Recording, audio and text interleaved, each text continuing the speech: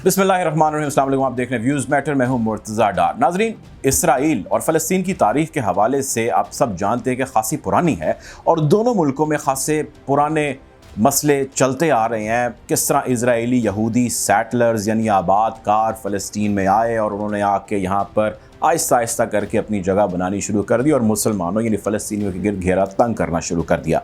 यानी कि जिसको आपने पनाह दी उसी ने ही आपको डस लिया। वो कहते हैं ना कि आस्तीन का सांप या अपनों से ही जो है वो बिजलियाँ गिराई जाती हैं। ये सारा मामला हुआ है। इसके हवाले से हम एक तफसीली एक मुफस्सल वीडियो करेंगे।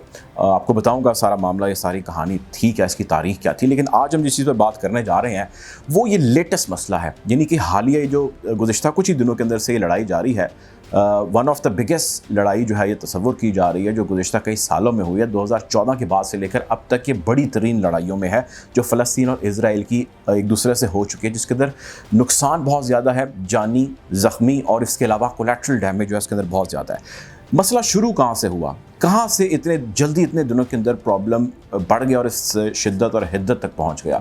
हुआ ये कि यरूशलेम, जिसके ऊपर क्रिश्चियंस, यहूदी और मुसलमान अपना अपना हक जमाते हैं या वो कहते हैं कि ये हमारी मलकियत है, उसी की कॉन्टीन्यूटी को इस सामने रखते हुए इजराइलीज़ ने, चूँकि वो पावर में हैं, वो ताकतवर हैं, उन्होंने वहाँ पे अपनी आबादकारी शुरू कर दी। यानी उन्होंने वहाँ पे अपनी सेटलमेंट्स बनानी शुरू कर दी।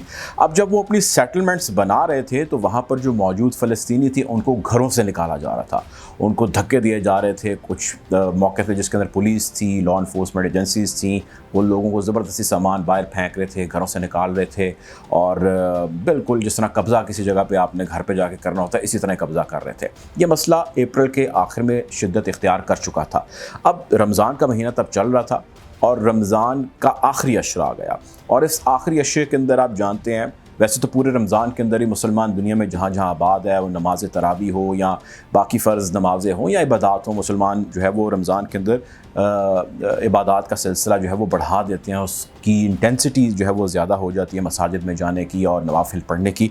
उसी को ही सामने रखते हुए मस्जिद अक्सा के अंदर फ़लस्तीनी और दुनिया भर के मुसलमान वहाँ पर आते हैं और बैठते हैं और इबादात करते हैं और उन्होंने इबादात करनी शुरू कर दी। अब जब ये इबादात का सिलसिला जारी था, इसी असना में इसराइली फ़ोर्सेस ने यहाँ से इनको इनखला का कहा। उन्होंने कहा कि जी आप यहाँ बैठ के इबादात नहीं कर सकते। एक तो उन्होंने कहा कि जी ये जगह आपकी नहीं है, इसको खाली करना होगा। दूसरा ये कि हमने XYZ रीज़न्स की वजह से ये जगह बंद कर रखी है फॉर द टाइम बीइंग कि यहाँ पर इबादात या कोई भी एक्टिविटी नहीं हो सकती, आप यहाँ से चले जाएँ। मुसलमानों ने कहा कि जी हम तो कई 100 सालों से यहाँ आते हैं, बैठते हैं, हमारा किबला अव्वल और हम यहाँ बैठ के इबादात करते हैं। आप किस तरह बात हमें ये समझा सकते हैं कि जी आप यहाँ से चले जाएँ, हम यहाँ से नहीं जाएंगे। मामला ख़राब हो गया, गड़बड़ हो गया और लड़ाई शुरू हो गई। पुलिस, लॉ इन्फोर्समेंट एजेंसीज़ ने अपनी फ़ोर्स का इस्तेमाल करना शुरू कर दिया। जैसे फ़ोर्स का इस्तेमाल शुरू हुआ, यहाँ से मज़ाहमत आनी शुरू हो गई फ़लस्तीनियों की जानिब से जो वहाँ पे नमाजी थे। रिटेलिएशन शुरू हुई, मस्जिद अक्सा की हुर्मत को पामाल किया गया। जिस तरह मस्जिद के अंदर घुस के वहाँ पर जिस किस्म का गदर मचाया गया उसके मनाजिर पूरी दुनिया ने देखे। जब झड़प शिद्दत इख्तियार गई, मुसलमानों ने मस्जिद के ऊपर को हमला जो है वो तसव्वुर किया। उन्होंने वहाँ पे जो सिक्योरिटी फोर्सेस थी उनको अच्छा खासा मारा, उनकी शदीद पिटाई की। अब इस सारे मामले का गुस्सा जो है वो इज़राइल को बहुत ज़्यादा था। दुनिया के अंदर ख़बरें आनी शुरू हो गई थी। इज़राइल ने इनको सख्ती से मना किया और ये किसी सूरत फ़लस्तीनी नहीं टले, मुसलमान नहीं टले। उन्होंने कहा जी हम अपनी इबादतगाह से पीछे नहीं हट सकते, नमाज़ पढ़ना हमारा हक़ है और यहाँ पर हम नमाज़ पढ़ेंगे। इन्होंने यानी इज़राइलियों ने हमला कर दिया गज़ा के ऊपर और रॉकेट दागे जाने के नतीजे में इनिशियल जो इन्फॉर्मेशन आई उसमें 2 से 3 लोगों की शहादत रिपोर्ट हुई। फ़ौरन इसके बाद हमास यानी तर्जुमान तंजीम जो इस वक्त फ़लस्तीनियों की बनी हुई है, वैसे PLO भी है लेकिन हमास चूँकि अब एक्टिव है 2007 से ऑनवर्ड, हमास ने इस सारे मामले को टेकअप किया और उन्होंने कहा जी आपने यहाँ से फ़ौजी जितने हैं पुलिस वाले मस्जिद अक्सा से निकालें, जो बंदे आपने हमारे पकड़े हैं उनको छोड़ें, मामला यहीं रफ़ा दफ़ा हो जाएगा। आपने हम पे रॉकेट दाग के गलत किया।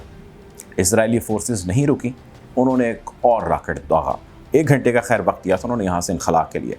जब मज़ीद 1 घंटे के बाद रॉकेट दागे गए तो फिर फ़लस्तीनियों यानी हमास ने भी रिटेलिएट किया और उन्होंने रिस्पॉन्ड किया और उन्होंने इजराइली आबादकारियों के ऊपर रॉकेट दागे और यूँ दोनों ममालिक के दरमियान, दोनों धड़ों के दरमियान शदीद किस्म की झड़प का आगाज़ हो गया बैठे बिठाए।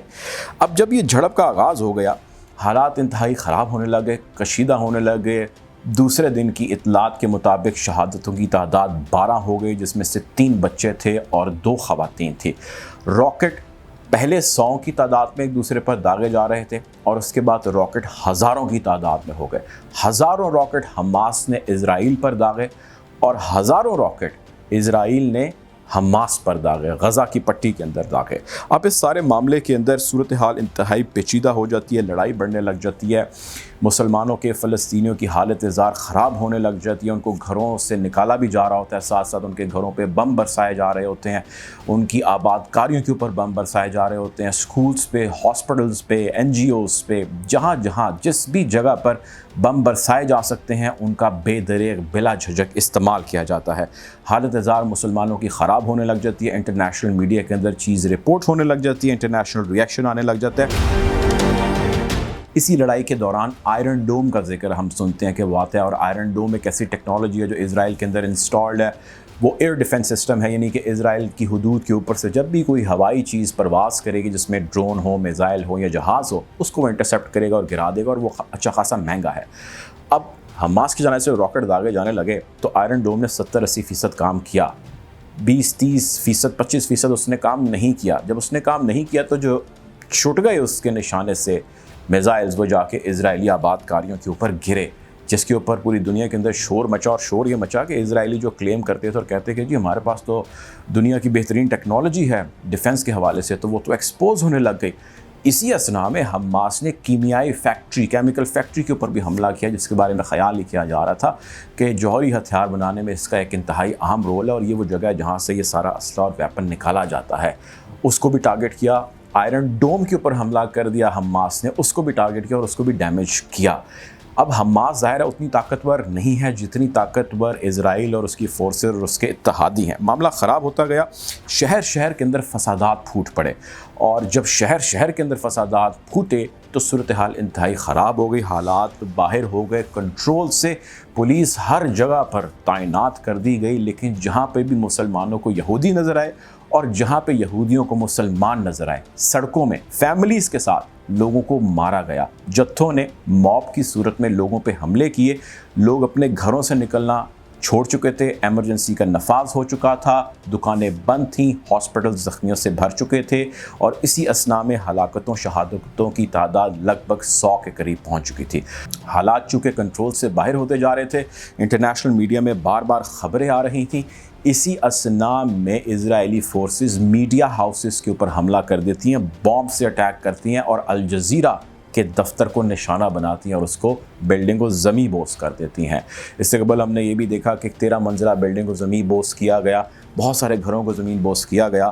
الجزیرہ میڈیا کے اوپر جب حملہ ہوتا ہے، میڈیا کے کچھ اور دفاتر بھی وہاں پر موجود تھے، ان پہ حملہ ہوتا ہے تو خبر اور بڑی بن کر سامنے آتی ہے، اور انٹرنیشنل میڈیا اس کو اچھا خاصا رپورٹ کرتا ہے۔ امریکہ اس سارے معاملے پہ چپ ساتھ لیتا ہے، مسلم ممالک خاصی پریشانی کا شکار ہو جاتے ہیں۔ OIC کے ہنگامی اجلاس، یونائٹڈ نیشن سیکورٹی کونسل کے ہنگامی اجلاس بنائے جانے کے حوالے سے بات چیت شروع ہو جاتی ہے۔ OIC کا اجلاس شروع ہوتا ہے، مسلمان 57 ممالک بیٹھتے ہیں اور یہ اعلامیہ جاری کرتے ہیں کہ اسرائیلی فورسز کی جانب سے اگریشن آپریشن کو روکنا ہوگا۔ اسرائیل یہاں پر زیادتی کر رہا ہے، ناانصافی کر رہا ہے، مظلوم فلسطینیوں کے اوپر، وہ بچوں کے اوپر، خواتین کے اوپر، گھروں کے اوپر گولیاں، راکٹ، جہاز سے میزائل، جو اس کے پاس ممکن ریسورس ہے اس کا استعمال کر رہا ہے۔ اب اس سارے معاملے کے اندر لبنان اور جارڈن سے، یعنی جو ہمسایہ ممالک وہاں سے مسلمانوں کا سینٹیمنٹ جو ہے وہ مجروح ہوتا ہے، وہ فلیئر اپ ہوتا ہے، وہ بارڈرز پر پہنچ جاتے ہیں اور وہ اسرائیل کے اندر، فلسطین کے اندر داخل ہونے کی کوشش کرتے ہیں، اور ان کا مقصد یہ ہوتا ہے کہ ہم اس کے اندر خود جائیں اور جا کے اپنے بہن بھائیوں کی مدد کریں،